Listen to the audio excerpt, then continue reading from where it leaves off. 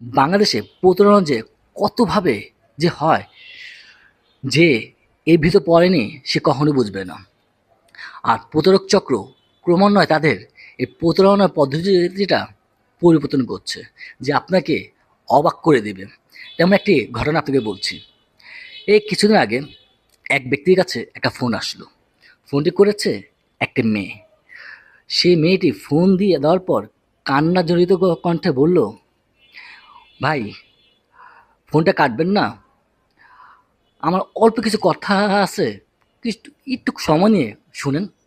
লোকটা অনেক সহজ সরল মনে ভাবলো, যেহেতু এই মেয়েটি এত কান্নাকাটি করে কথা বলছে, কথার ভিতরে হতে পারে কোনো একটা গুরুত্বপূর্ণ কথা আছে, তাই সে শুনলো। আচ্ছা বলেন।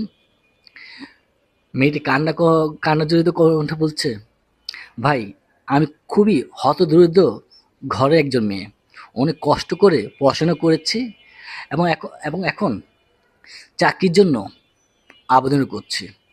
অনেক কষ্টে একটা চাকরিতে আমার ভাইবা হয়ে গেছে, এখন শুধুমাত্র জয়েন করার সময়।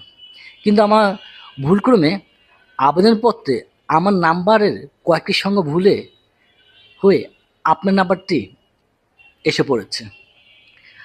এখন যেহেতু এই আবেদনপত্রে আমার নাম্বারটি পরিবর্তে আপনার নাম্বার চলে আসছে, এখন যদি এই নাম্বারটি পরিবর্তন না করা হয়, আমার চাকরি হবে না।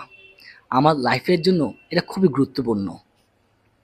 তখন সে লোকটি বলল, আচ্ছা, আপনার সমস্যাটা কীভাবে সমাধান করা যায় বলেন।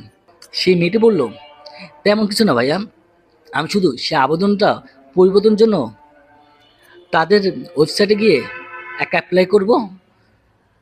তারা আপনার নাম্বারেই এই একটা ওটিপি দিবে। সে ওটিপি নাম্বারটা দিলেই আমি সহজেই সেই নাম্বারটা এডিট করে আমার নাম্বারটি অ্যাড করতে পারবো। আপনি এক ছোটো উপকারের জন্য আমার চাকরিটি হয়ে যাবে। একটু কষ্ট করে আমার এই আবেদনটা রাখেন, আপনি শুধুমাত্র ওটিপিটা আমাকে দিন। লোকটি অনেকক্ষণ চিন্তাভাবনা করে ভাবলো, একটা মেয়ে এত সংগ্রাম করলো, এত সংগ্রাম করে একটা চাকরি পেল, এই ছোট একটা উপকার করি। তখন সেই লোকটি বলল, আচ্ছা ঠিক আছে। এর কিছুক্ষণ পর ওটিপি আসলো। লোকটি বলল, তার সাথে সাথে লোকটির মোবাইল হ্যাক হয়ে গেল।